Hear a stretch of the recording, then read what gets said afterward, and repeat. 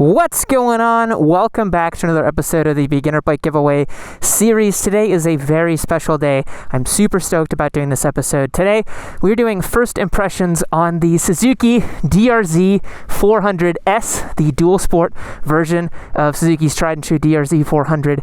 The reason we're doing first impressions on this motorcycle is because this is one of our giveaway bikes. If you don't know, we've got a triple bike giveaway going on right now. You can enter to win below in the description for a chance to win a CB650R, a DRZ 400, or a little Kawasaki Ninja 400 as well.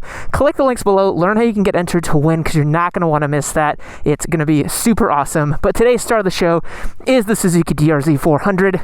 The big reason why I'm so stoked to do this motorcycle is because, as many of you know, I bought a Ducati Scrambler Desert Sled not too long ago, and I've actually been taking it out here in Hidden Falls Adventure Park, doing a little bit of off-roading, learning more about ADV riding and doing that kind of stuff. But I'm super excited to see what a true blue dual sport feels like on the trails, and I gotta say, it's really good. Also, today we're going to take this bike out on some twisty roads, see how it feels on road, because this motorcycle is designed to be ridden both on and off-road. We're going to understand its limitations in the off-road category and on the on-road category. And then at the end of this episode, we are going to go back in the garage, answer a few questions you guys sent me via Patreon, and go from there. Without further ado, let's jump on the bike and get started.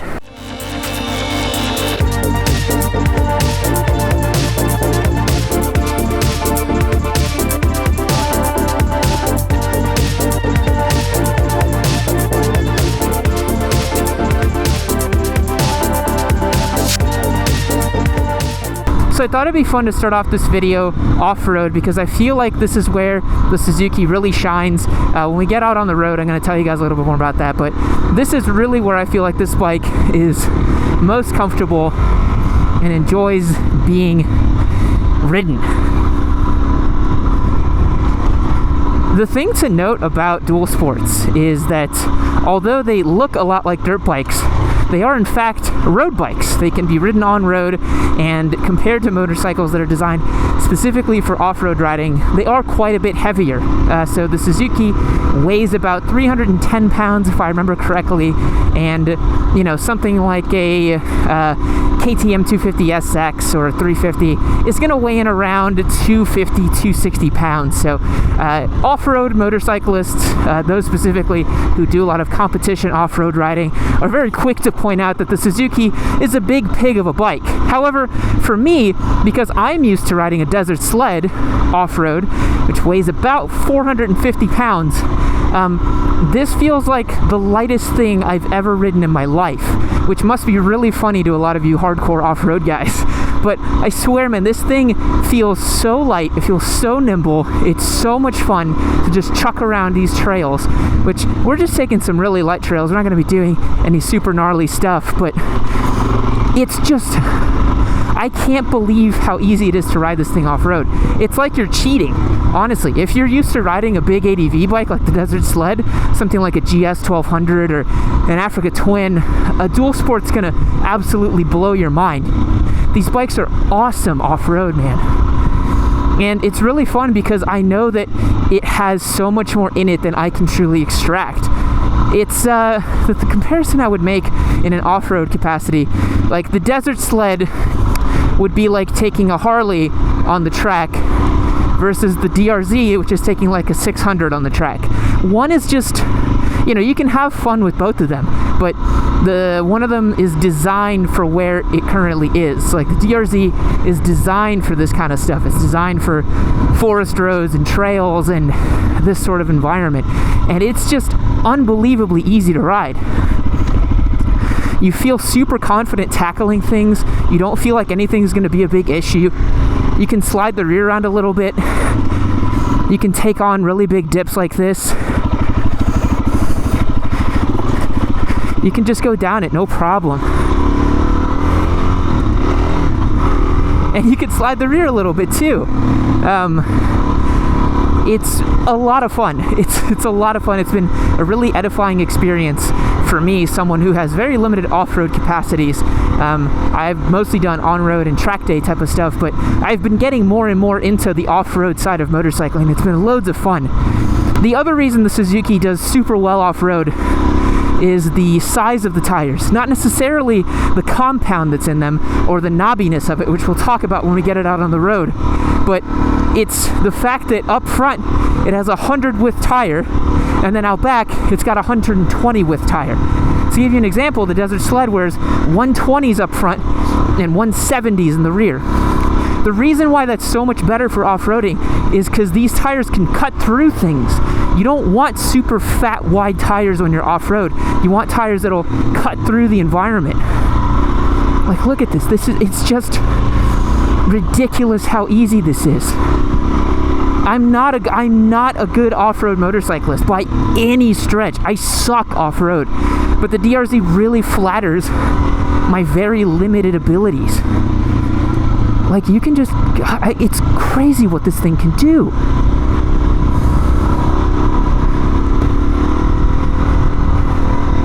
As the name implies, the DRZ is powered by a 400cc single-cylinder engine. It's carbureted, which means that there's no computer controlling the air-to-fuel ratio on this motorcycle. It's old school like that. Suzuki hasn't really changed this motorcycle since 2002, and we're going to chat about that later as well. But that means that it gives you a nice big punch low down in the rev range.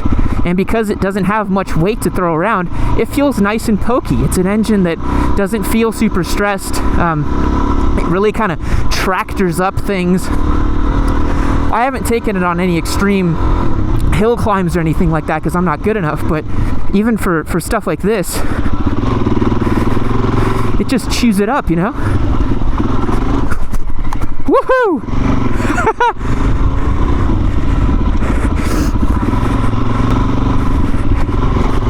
Yeah, you just stand up a little bit. It's crazy, man. It works really well.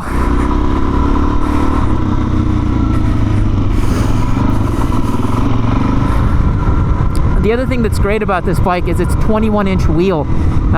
Having such a large front wheel allows you to really just roll over a lot of obstacles. It's really not too difficult to roll over some of the bigger, heavier kind of rocks and baby heads and that kind of stuff. Like rock gardens are like no problem on this thing. It's like not even difficult. Like this section here was always tricky for me in the Desert Sled. The DRZ just like literally doesn't care at all.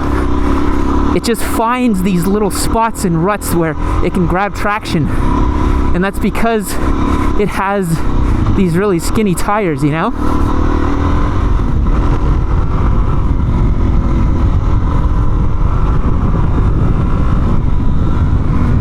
You can really haul with this bike off-road. It's just very confidence-inspiring. It's like through this rock garden right here.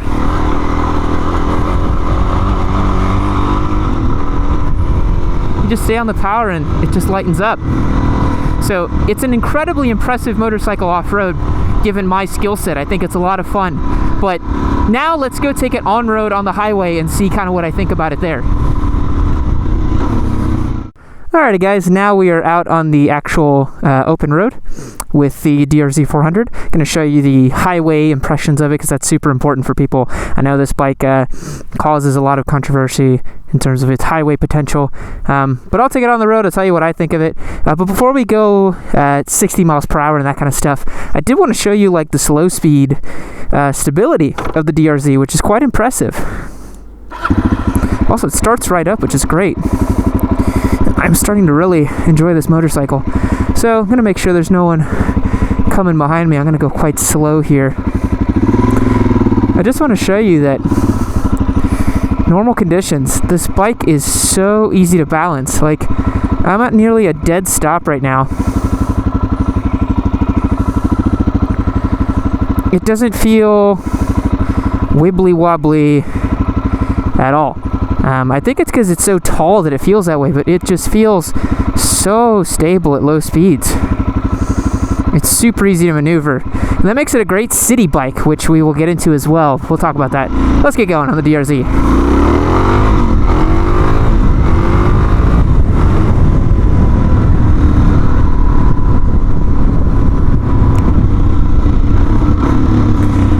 So So coming up on the stop sign is a good time to talk about the brakes, because the front brake on the DRZ 400 is, I think, the weakest spot of this motorcycle.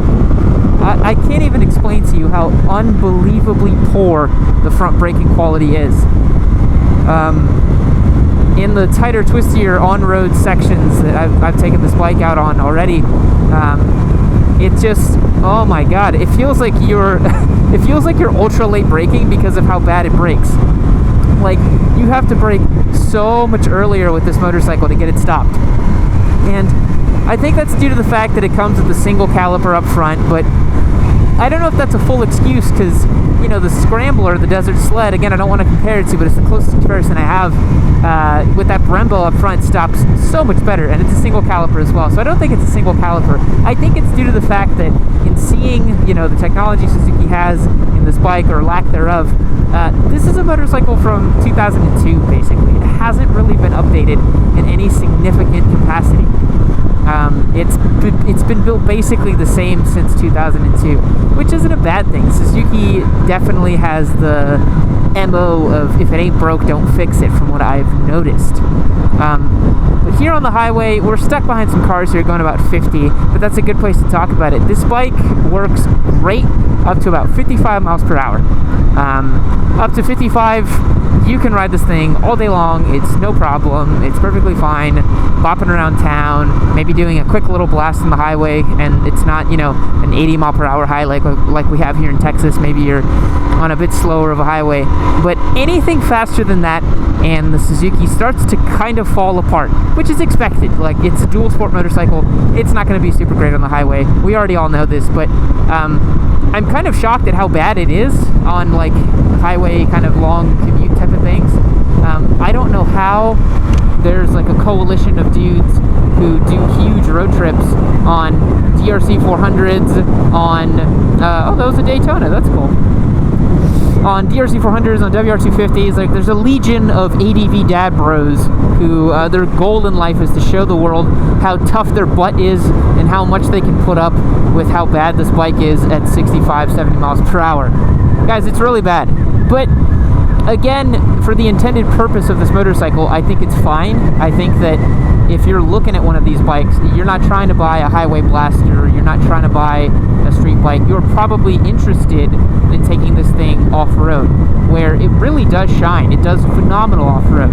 So we're doing about 65 miles per hour right now, and that's a good time to kind of look right here and discuss the you know, the gauge cluster or lack thereof. Again, it's a 2002 motorcycle, so it is as bare bones as any bike I've ever seen, which is a good thing, I think, because if you're buying this bike to just beat up on and goon around with it, do some wheelies, have some fun, you don't want a super complicated motorcycle unless you're truly balling out of control. I mean, I wouldn't, personally. That's why I got the Scrambler, because I wanted a more, you know, sensible, put-together motorcycle other than something like this. But I think it's cool that this bike exists in this capacity, in this kind of stripped-down, bare-bones nature. The other thing you're going to really notice on the highway is this motorcycle has all of 5 speeds. It's really funny. I'm so used to... Oh, man, these cops are out here, huh? Just getting folks. Damn.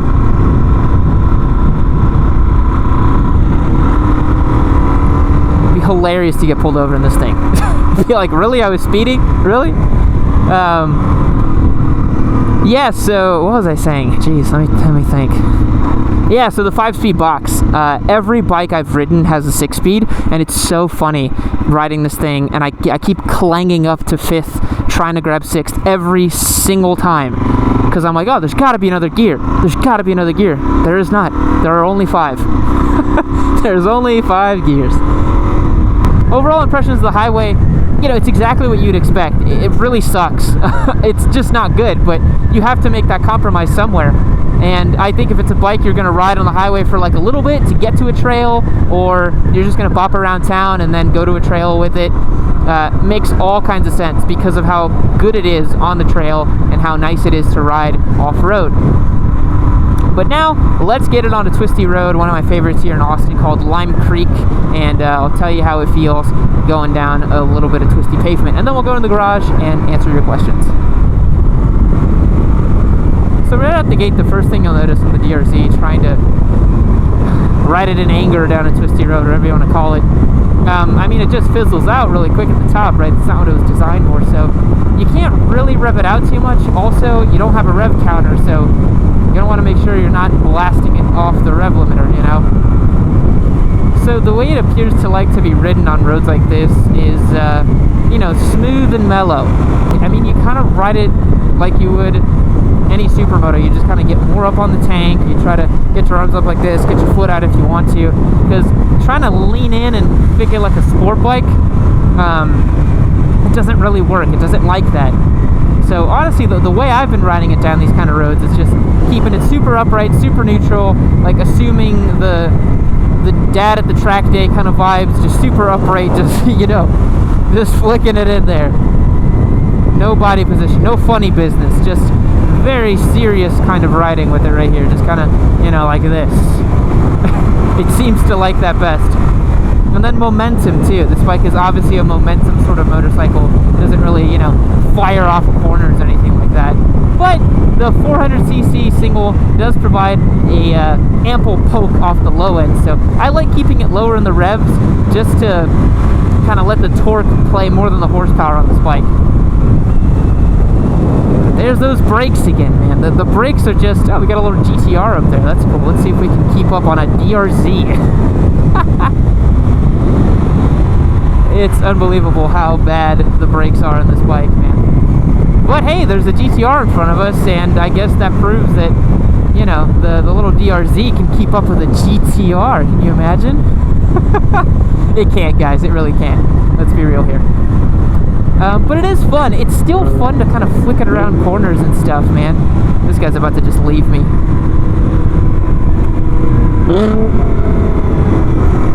You guys hear that? Bye.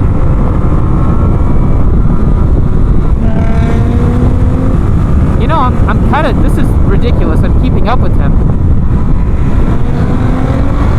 No, I'm not.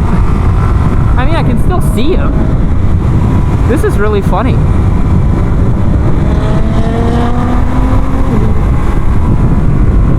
Yeah, on the straights he's gonna get me, isn't he?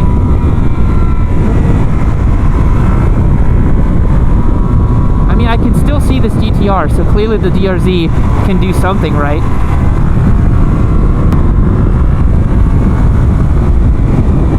Yeah, he must have slowed down a little bit.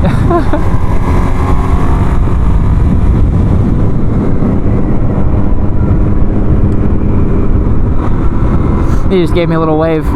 So yeah, let's kind of talk a little bit more about the DRZ and the twisty road situation. It flicks over just fine. I have this theory that motorcycles are all kind of like dogs in this way. You know, they all flick over. They've all got a throttle, so you know, even a Grom is going to be fun to just chuck down some twisties, but the efficacy and the efficiency at which you get to do that on whatever motorcycle you're on is really the difference. So, you know, on track, I would not want to have this thing, obviously. It's just not designed for that. But here on this road, you know, if I'm just coming back from a trail and I just kind of want to, you know, throw it down a couple twisty roads, it does just fine. It does just fine doing that. It has a lot of limitations, obviously, but it's still fun to throw down a twisty road. As long as you understand what this bike is. If you jump on it expecting sport bike performance, you're going to be really disappointed. It just doesn't do that.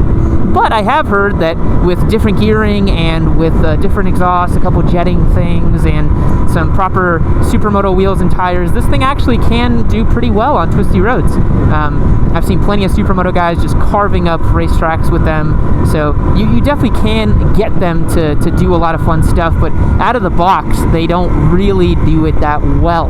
But that's not to say that it isn't fun, and I think having a bike that you can literally, you put on a helmet, you go out of the garage, hit up some fun twisty roads like this, go to a trail, have a great time, come back home, like, you have just provided yourself such a wealth of experiences in motorcycling all in one day, you know? minus the highway. If you God bless you if you have to take this thing on a highway, because it's not a fun time. Is it possible? Of course it is. Would you want to? God, no. Good Lord, don't get me on the highway on a DRZ. That's not what I want to do. So anyways, guys, let's get back in the garage now, and let's answer some of your questions about the DRZ.